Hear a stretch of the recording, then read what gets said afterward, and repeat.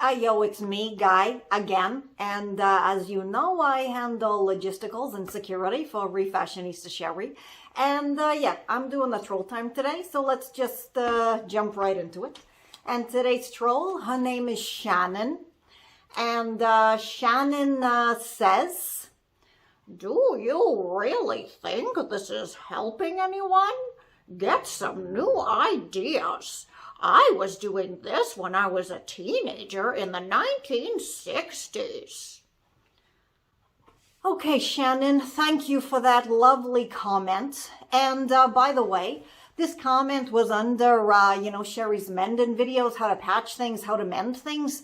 And Shannon, I'm pretty sure that even before your time, say in the 1940s, the 1920s, the 1800s, the 1700s, hell, even back in caveman times, I'm pretty sure they were mending things, mending their clothes, patching their clothes, Upcycling and refashioning has been around since as long as the clothes have been around, I'm pretty sure. So nothing is new.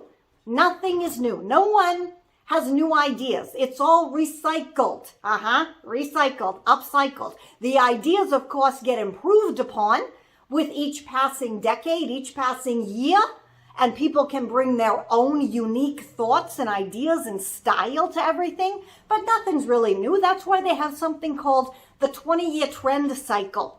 And that's why all these fancy runway shows and stuff, you sit there as you get a bit older and you go, wait a minute, I was wearing this stuff. Like right now in the stores, you can walk around and you can see stuff that you were wearing in the early 2000s, the late 1990s even. It's crazy. And it's just natural. It's just a part of life. And that's really terrible to say. Or you think it's helping people? You know, it is helping people. You know why? Because a lot of your generation, Shannon, didn't actually teach their kids mending skills. Yeah, so it is 100% helping these people who don't know how to sew or mend or fix a button or patch a hole. Yeah, I actually do think it really is helping people. That's why Sheri did her eCourse, the Refashioning 101 eCourse, to help people so they can, start doing all this kind of stuff and creating their own clothes and fixing their clothes and learning how to reuse and upcycle from scratch, because your generation dropped the friggin' ball, Shannon. So what do you think of them apples? Huh? There's an old saying for you. I bet you that's familiar to you.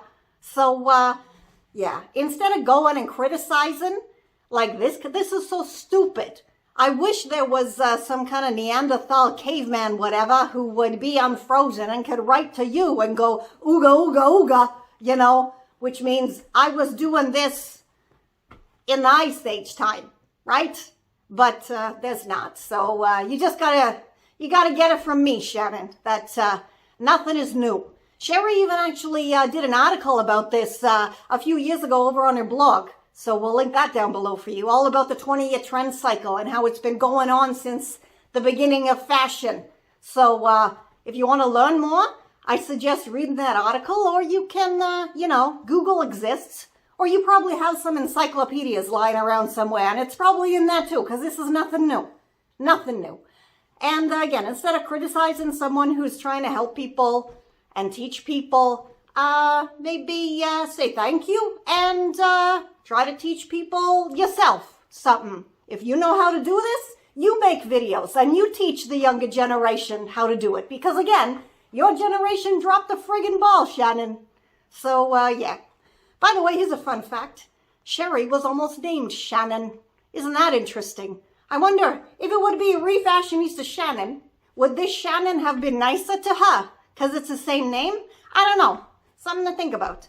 But until next time, stay safe, stay well, and Refashionista Sheri and we will catch you on the zigzag. All right then.